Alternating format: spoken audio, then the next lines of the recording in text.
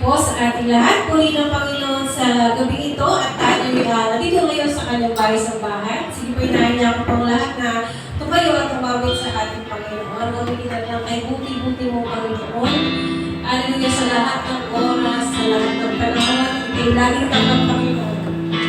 Hallelujah. Puri ng Panginoon.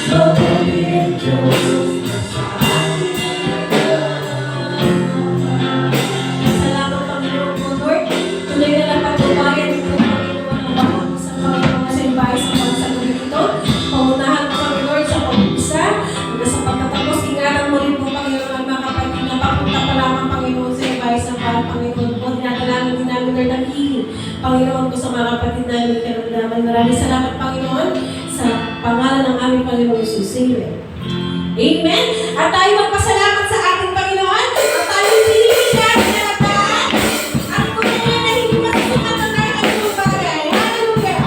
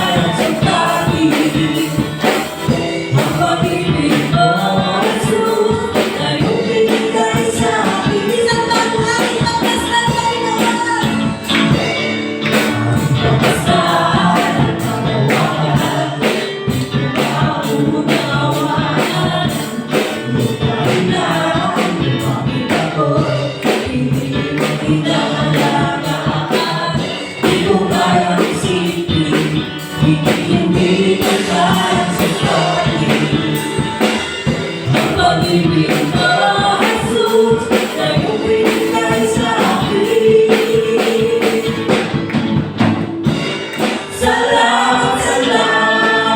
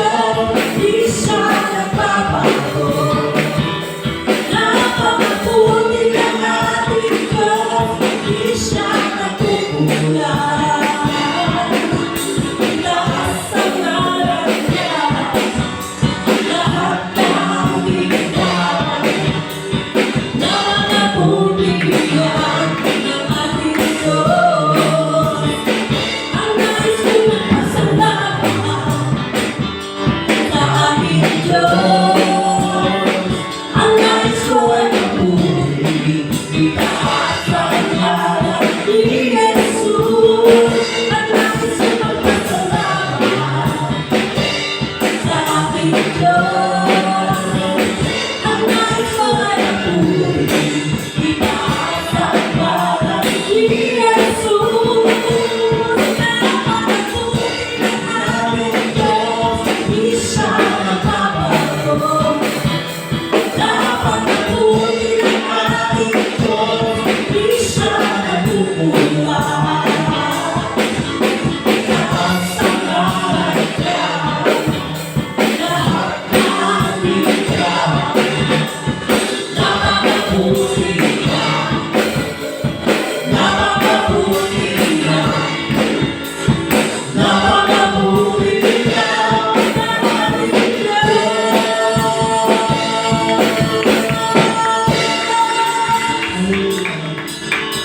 salamat po, Lord. Hallelujah. Diyos na sa amin, Panginoon, sa lahat ng oras. Sa lahat ng panahon, Panginoon, hindi ka nagkukulang. Hallelujah ka, Panginoon. Ang dapat lamang namin gawin, Panginoon ko, ay sundin ang loob ng Panginoon ko.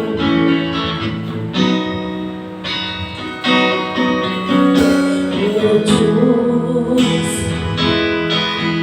Ikaw ang tunay na dakila sa mundo. Ikaw ang haring nagmahal na tulad ko. Ginawa mo lahat, pag-ibig ko ay tapat at wagas. O Diyos, wala nang papunay sa kabutihan mo. Ang ngalan mo'y itataas sa buhay ko. Sundin ang loob ko, ipaibigan ang nais mo. Sa lahat ng panahon, Diyos ka sa amin. Sa lahat ng oras, ayan para sa amin. Panginoon Jesus, purihin mo. Dakilain ka sa buhay ko. Hanapin mo.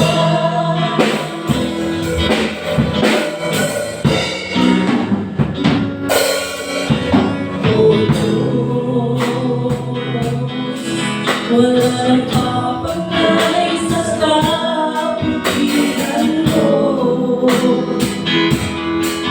Ang ngalan mo'y itataas sa buhay ko.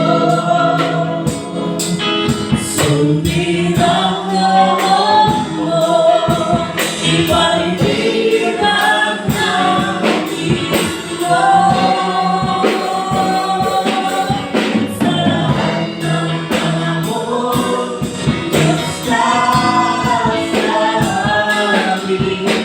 Sa lahat ng oras, ayan para sa amin. Panginoon Jesus, purihin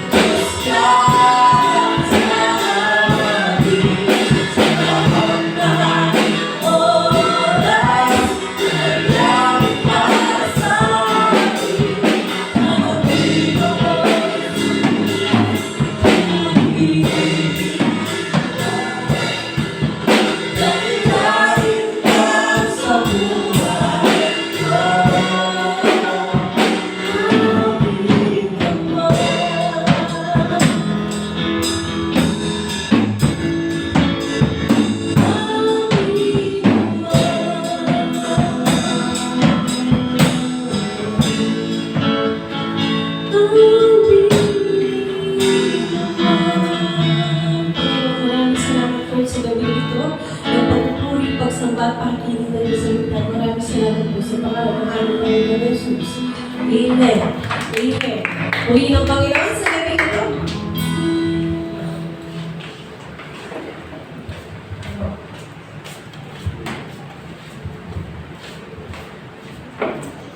At para naman po sa ating mga announcements, IRM San Isidro Worship Service po every Sunday at 2 p.m. Ating naman pong youth service every Saturday at 4 p.m. po. Ang ating meeting service and prayer meeting, July 4, 7 p.m. po. Speaker po, to be announced. Ang worship leader po natin, Brother Reynan Losada. Ang ating pong usher, Brother Ray Acosta. Para naman po sa ating testimony, Brother John Kirch. At para naman po sa ating Sunday service, June 30 at 9:30 a.m., ang ating pong speaker, Sister Elaine Di Basakan. Ang ating pong worship leader, Sister Jasmine Bonbon. Para naman po sa ating tithes and offering encouragement, Brother Ray Acosta. Ang ating naman pong usher, Brother Bernard Pioquinto. Para naman po sa flower sponsor, Pantaleon Family. Ay, the community mission, every Saturday po ito at 8 a.m. At ang announcement po ay nasa family GC kung sino man po ang mga sasama. Ayan po. At One Way, BBBS 2024 sa July 6 po, 9 a.m. to 3:30 p.m. dito po sa ating church. Para naman po sa ating testimony, tatawagan po ang ating kapatid na si Brother Boy Adrian.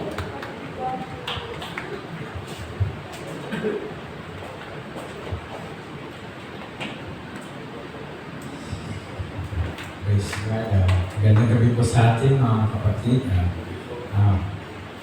Mabahagi ko lang sa gabi ito yung mga patuloy na pinagawa ng Panginoon sa aking buhay dahil sa kabila na alam naman din nga na isa lang ako na mga sa araw-araw yung support na alam ko nyo dati na ginagawa ng kapatid ko na si Sister Torre for 8 years wala na. For 3 years, sa sarili kong paa, yung pangangalakal, yung umaasa sa sariling sikat, kaya basta yung bumagapon sa araw-araw. Yung pasalamat ko pa rin, nandiyan ko din sa prayer, support, na tama yung nasa awitin niya, ang Panginoon natin, siya lang talagang dapat natin kapit. Hindi siya nagbabago, hindi siya nagkukulang. Kahit mang tayo isang tayo bang nagkukulang, tayo may pagkukulang, tayo may pagkakamali. Kailangan natin isang dapat talagang i-ano natin yung ating sarili para patuloy tayong mula sa ating tinatahak sa araw-araw. May mga struggle man na sitwasyon, talagang sa kanya lang tayo hihingi ng tulong, sa kanya lang tayo magpapagabay dahil pagka kasi sa tao minsan napapahiya ka pa, may mga marami kang pang maririnig, kahit sa sarili mong kamag-anak, kapatid, may mga kasi ba't ginawa mo yun? May mga pagsisisi, pagdadaw pa iba. Pero parang kay Lord, pakinggan ka niya. Pakinggan ka niya at higit sa lahat, uunawain ka niya. Dahil, wala na talaga yung ibang napatayong kapitan ng disyo. Nagpapasalamat na po dahil sa edad kong ito, mag-53 na po ako next August, sa August, nagpapasalamat po ako sa 8 years na nawala si ate sa buhay ko, sa pag-aalala niya sa ako bilang kapatid. Hindi yung support na sa pagkain, siya, pero ngayon talaga kailangan ko akong kumilos dahil hindi ako ikilos, walang mga gawa. Kaya, pray na lang ninyo na sana maano ko sa may attorney Fidel Nagrales. Sana po matawag ako sa cellphone yung mga akong pangalan, tsaka malaking bagay yung siguro yun dahil nagkakaroon ako ng pangano sa araw-araw. Yung bubong tumutulo, magawa na ng paraan na hindi na ako maraming sahod-sahod ng mga palanggana sa kasirola. At papasalamat pa rin ako sa Panginoon. Ito, nakatindig pa rin ako. So, minsan-minsan, may nararamdaman sa katawa siguro. Dala na nagkakaedad. Yun talaga pala, pagka nagkakaedad, kumbaga sa sasakyan, na meron ng mga umahanong piyesa sa katawan, sa ano ng kasakyan. Nagpapasalamat pa rin po ako. At sigit sa lahat ng yung support ng panalangin ninyo. Sa araw, sa pag-devotion ko po, yun na lang po ang naging sandata ko, tsaka lakas ko sa araw-araw. Kahit sa lahat yung mga na ibigay sa akin ng payo, tsaka ito niya, pastora, sila po naging guide ko talaga sa spiritual guide. Tsaka hindi sa lahat yun po, si Lord na, yun ang sa gabi talaga. Dapat po bago tayo matulog sa gabi. Thank you, Lord. Kahit may mga struggle, thank you pa rin, Lord. Ilang po at maraming salamat sa mga.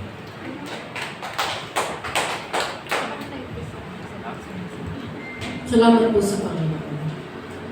Talagang ramdam na ramdam. Sa lahat ng testimony word niya, ramdam na ramdam talaga yung kasi nasubaybayan ko rin po kung gano'n sila ka-close ng ninang Cory. Siyempre, nandun din, tapos biglang nawala sa'yo. Pero mas naging ka sa Panginoon. Ang kagandahan ay mas lumapit ka sa Panginoon. Ang Panginoon ang naging sandigan mo. Tunay nga po, napakabuti ng ating Panginoon. At nagpapasalamat ako sa Panginoon sa buhay ng ating kuya dyan. Ang speaker po sa gabi dito.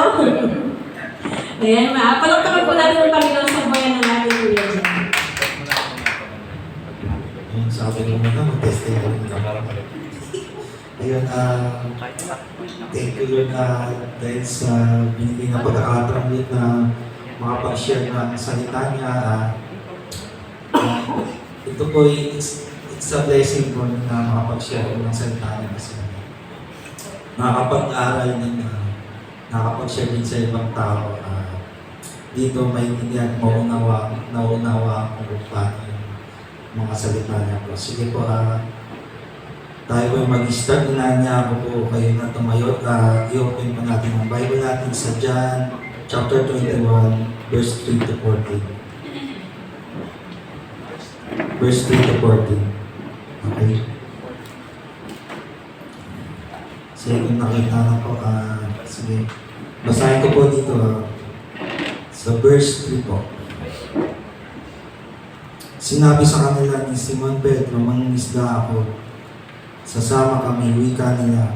Umalis sila at lumulan sa bangka, subalit walang nahuli ng gabi yun. Nang magbubukang liwayway na, tumayo si Jesus sa pampang. Subalit hindi siya nakilala ng mga alagad. Sinabi niya, nakilala ng mga alagad. Sinabi niya, mga anak, meron pa kayong huli. Wala po, tugon nila. Ihulog ninyo ang lambat sa gawing kanan ng bangka at mga kahuli kayo, sabi ni Jesus. Inihulog nga nila ang lambat at hindi nila ito mahila sa dami ng huli. Sinabi kay Pedro ng alagad na minamahal ni Jesus ang Panginoon yun. Nang marinig ito ni Simon Pedro, siya'y nagsuot ng damit sapagkat hubad siya at tumalon sa tubig. Ang kasama niya mga alagad ay sumapit sa pampang sakay ng munting bangka. Hila-hila ang lambat na puno ng isda. Hindi sila gaanong kalayuhan sa pampang, mga 10 metro lamang. Pag-awan nila sa pampang ay nakakita sila roon ng mga baga na may isdang nakaiyaw at ilang tinapay. Magdala kayo rito ng ilang isdang nauli ninyo, sinabi ni Jesus. Kaya't sumamba sa bangka si Simon Pedro at hinila sa pampakalambat na puno ng mga malalaking isda. 153 lahat. Hindi na punit ang lambat kahit gano'n karami ang isda. Kaya halina't kayo at magdalusal tayo. Sinabi ni Jesus, isa man sa mga alagad ay walang magtanong sa kanya kung sino siya, sapagkat alam nila na siya ang Panginoon. Lumapit si Jesus, kinuha ang tinapay at binigay sa kanila, ganon din ang isda. Ito ang ikatlong pagpapakita ni Jesus sa mga alagad pagkatapos na siya yung naging mabuhay. Sige po, manalangin po tayo. Lord, na sila pinupuli ka namin, pinagsalamatan sa dito, Panginoon Lord, sa aming Bible books na nabasa po namin. Panginoon Lord, nanalangin namin na itong pag-aaralan namin na ito yung bigay sa aming aral, Panginoon, maintindihan, maunawaan namin, mailagay namin sa puso ang aming pag-aaralan. Ito po ang aming samadahan sa pangalan ni Jesus. Amen. Okay. Sige po, tayo po yung mag-step na po sa atin. Ito po yung pinamagatang ko po, Jesus will transform us. Ayan. Jesus will transform us. Ito sa mga storya kung paano transform ni Jesus Christ. Isa sa kanyang mga alagad, yung kung paano niya din kung paano niya din tayo ita-transform, kung paano natin unawain yung nabasa natin. Ito nga po, sinabi na, this is the third time that Jesus rebelieves in the disciples at doon dito sa lawan ng Tiberias. Sino ba ito si Peter? Si Peter po isa sa mga alagad ng ating Panginoon. Kung babasahin niyo po sa Bible, binigyan siya ng bagong pangalan ni Jesus Christ, Cephas in Aramaic, sa Greek naman ay Peter. Ayan po. So, Jesus said unto them, children, have you had any meat?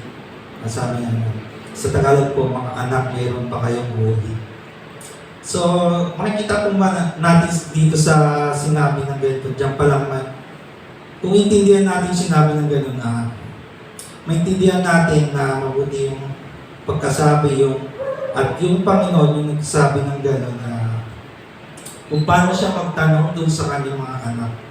Children, kumbaga anak. Pagkasabi niya, anak actually, kung namang tao magsasabi gano'n, hindi naman actually, naririnig ko lang to yung mga ganitong words sa parents. Hindi lang masasabi ka, anak, meron ba kayong huli? Maririnig lang natin to sa mga parents natin, di ba? Yung anak. Ayun. And the answer is no, wala po. So, bago pa man nangyari yan, nangingisda sila, magdamag, inabot sila ng umaga, pero wala po silang nahuli. Ang ibang kasama ni Peter po ay gumibak na. Actually, kung ako siguro yung kasama ni Peter, gumibak na ako kasi siguro may inipin po akong tao, hindi po ako tatagan. Grabe yung ginawa nila Peter. Nangisda po sila gabi hanggang umaga, pero wala po silang nahuli. Ayun, gumibak na sila, nakalipas. And that's the time na kinaumagan na nagpakita na si Jesus. Hindi nila nakakilala si Jesus kasi medyo layo pa sila sa Pampang, sa Daungan ba yun. And now this is the transformation within Jesus said unto them, cast the net on the right side of the ship, and ye shall find. And sabi ni Jesus na iyan yung lambat sa kanabagi ng kanilang bangka, and sila'y makahuli.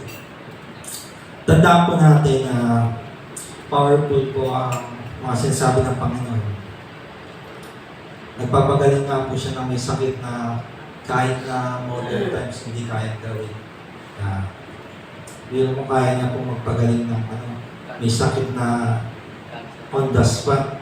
Pero kahit na modern times natin hindi kaya gawin yun. Kaya nila tumatagal 1 year, months, or gano'n. And also bibigyan ka pa ng gamot, nagastos ka pa. Pero yung Panginoon, gano'n po siya ka-powerful pa tumilos. On the spot po. Nakapagpalakad po siya ng tao sa tubig. Which is Peter po, alam naman po yun, di ba? At wala naman po nakakagawa ng gano'n. Only ang ating Panginoon lamang.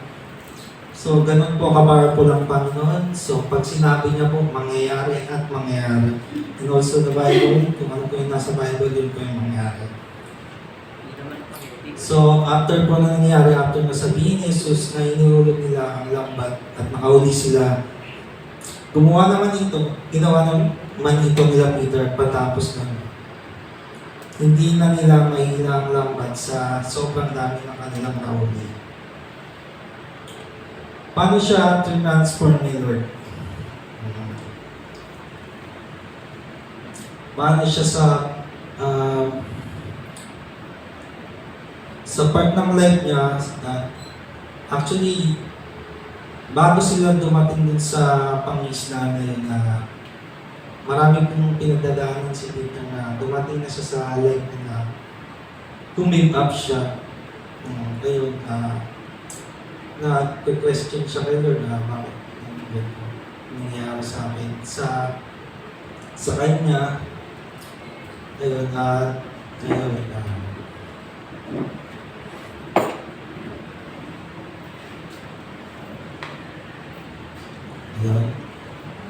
Sige po, ang bait na tayo.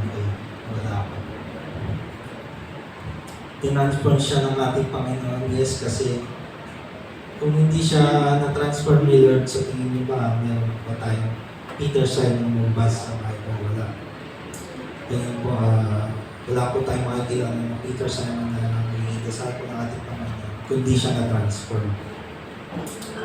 Isa man sa kanila ay hindi nagtanong kung sino ang ating Panginoon Jesus Christ kasi alam nila na ang Panginoon yun eh. Biro mo nagpakita na lang yung wala sa kanila eh. So, tatanong mo pa kung sino yun. Yun yung Panginoon eh. Alam mo yun. Okay. Tayo mga Christians, dumadating din tayo sa time na tayo dumadating sa matinding pagsubok. Dumadating sa point na nagtatanong na tayo sa Panginoon na Lord, bakit ganito yung naranasan ko, bakit ganito, bakit ganyan to. Bakit tinatanong na natin ang ating Panginoon. Sa tindi ng niraranas mo, kini-question mo na ang Panginoon, sinasabi mo na ginagawa ko naman po yung part ko para sa inyo, bakit ito pa yung nararanasan natin. As a Christian, talagang dumadating tayo sa point na gano'n, pero huwag naman tayo magpapatransform dito sa ating mundo, kundi magpatransform tayo sa ating Panginoon, hindi lang doon tayo magpapatransform. Kasi may mga tao at may also karamihan dito sa unbelievers na nangyayari ito eh. Pagka dumarating sila sa mga pagsubok na gano'n, sobrang tindi ng pagsubok. Ano bang mangyayari sa kanila? Na-transform sila ng mundo. Nandiyan yung mga makakagawa sila ng mga hindi ka nais karoon ng mundo. Dumarating sa time na nag-aano sila, nagsusuicide, which is hindi naman tama talaga. Ayun yung mali sa mga ibang tao. So, huwag tayo magpa-transform sa mga mundo. Ayun. Magkakaroon na nagre-rebelde na rin yung mga tao. Ayun.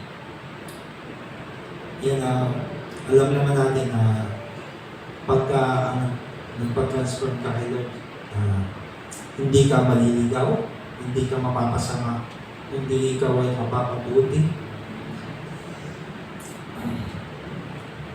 Ano ba ang mga matutunan natin sa buhay ng Peter? Jesus patiently teaches. Sabi ni Yahweh, aakayin kita sa daanan. Tuturuan kita at laging papayuhan.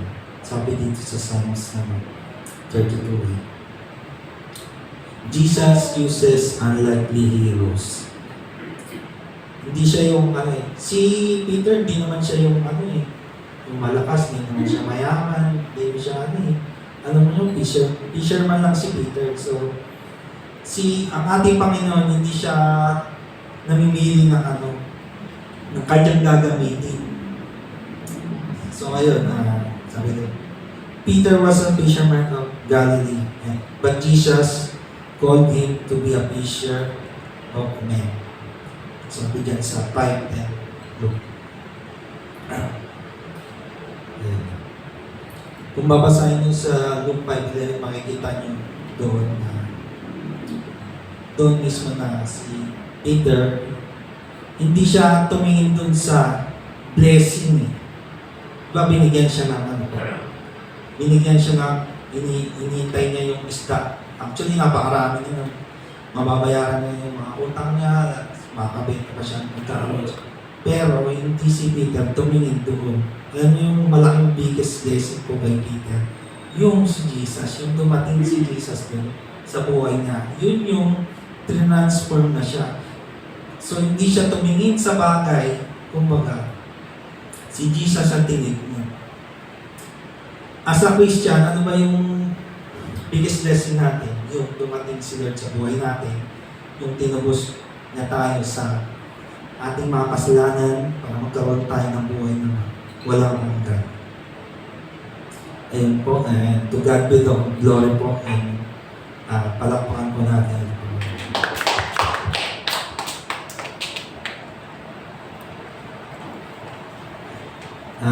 Naiya po tayo na manalangin.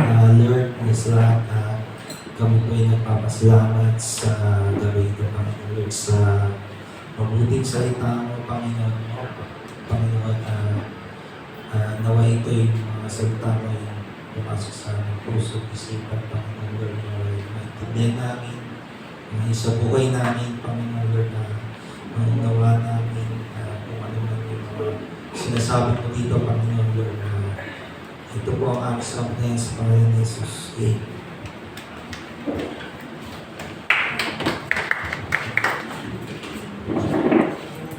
Salamat sa Panginoon. At tunay nga kung may binabago ang Panginoon sa buhay ng bawat isa sa atin. Manag ni Kuya Jan, yung confident ni Kuya Jan, mga 90 na to 100% na Kuya Jan, hindi na tulad dati pag nandito ka mga 5 minutes lang. Hindi Kuya Jan na yung pagbabago ng Panginoon is nakikita na po sa inyo. Maraming salamat po sa Panginoon. At ngayon po ay dadako po tayo sa ating tithes and offering na dadagin po ng ating brother Albert Asin.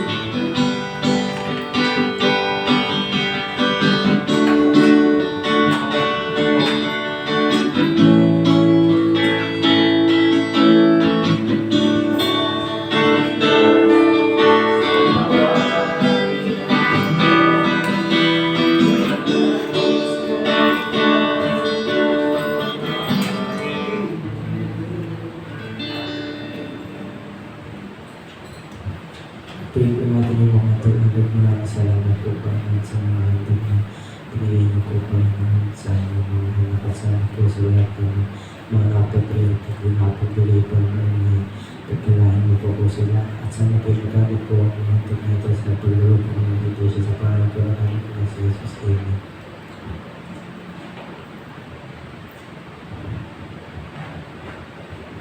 Salamat po sa Panginoon. At ngayon po ay dadako po tayo sa ating closing song.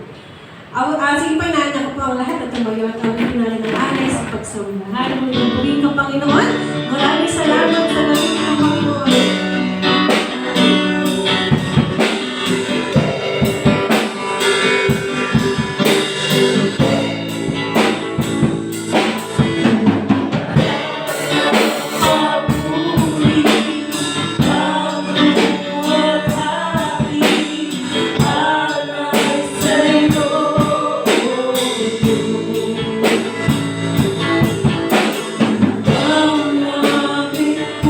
So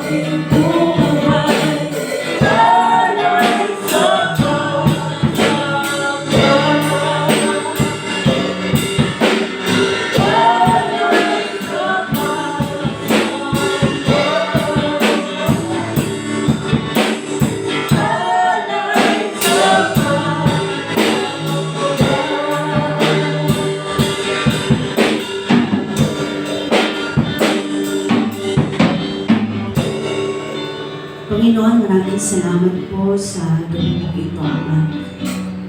Totoo nga, Panginoon, that you always transform us kung ano yung gusto niyo po na mangyari po sa amin po mga buhay. Lord, salamat dahil naandyan ka, Panginoon, na palaging sabi niyo nga po sa bawat araw, kami po ay inyo po binabago, Panginoon. Salamat, salamat, Ama. Salamat sa iyong kabutihan. Salamat, Panginoon, sa lahat ng ginagawa niyo po sa amin po mga buhay. Salamat, Panginoon, na ang lahat ng mga pangyayari sa mga buhay, may purpose ka, may plano ka, Panginoon, upang kami po ay mas lalong tumatag, upang kami po ay mas lalong, Panginoon, manghawakan po sa inyo, Ama. Salamat po. Maraming salamat. Lord, tunay nga na ang lahat ay hindi ligit po sa inyo, Panginoon. At nagpapasalamat po kami sa mga bagay, Panginoon, na kung saan sa mga pangyayari sa aming pong buhay, doon po kami ninyo pinatatatag. Doon niyo po kami, Panginoon. Nakikita po namin yung pagtulong niyo po sa amin. Yung mga pagpapala, Panginoon, nakikita po namin yan. Salamat, Ama, salamat.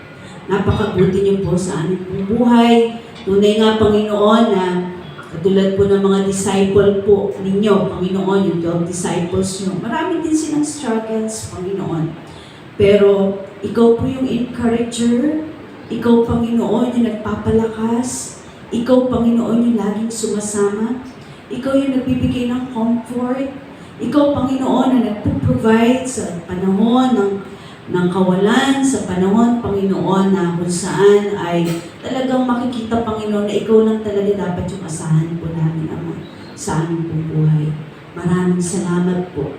Maraming salamat, Panginoon. And Lord, I take this opportunity to thank you, Lord, for another year, Panginoon, na ipinagkaloob niyo po sa aking buhay, sa mga struggles, sa mga pagsubok sa aming pong mag-asawa. Salamat po, Ama, sa lahat ng ginagawa niyo po.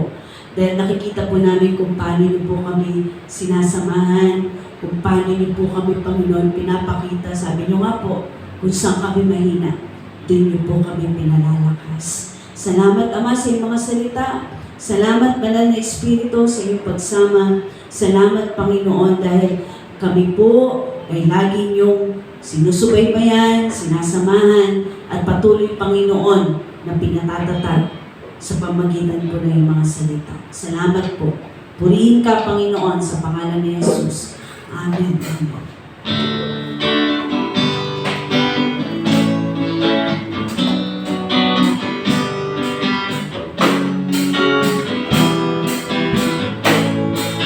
The Lord